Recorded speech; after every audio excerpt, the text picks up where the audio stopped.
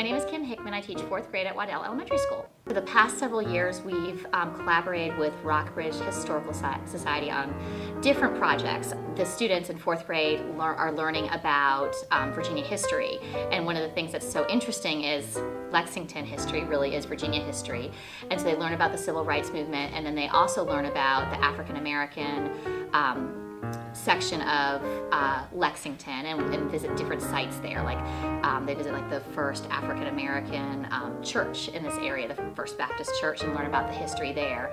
And then they go and visit the Knights of Pythias Hall. And they back in the day, that was where the African Americans would come and perform at Washington and Lee, but then they couldn't. And there's a rooming house nearby, and they couldn't stay in any of the other rooming houses, so they would stay there and they would perform, like big names would perform there, and they called it the House of Fun, so the kids get to see that.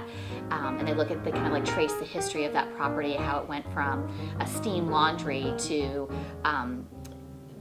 this House of Fun. They got to visit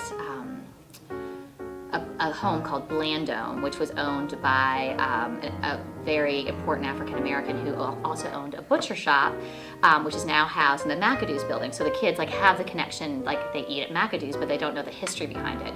And so that's one of the things that's so neat, is Lexington has so much history. Like the kids know about Washington Street, but they don't necessarily connect that it was named for Washington, George Washington, like the first president who provided like strong leadership for the new country, and so they don't always make those connections. So the Historical Society has helped kind of facilitate getting the kids out in the community and seeing these places and helping them make these connections.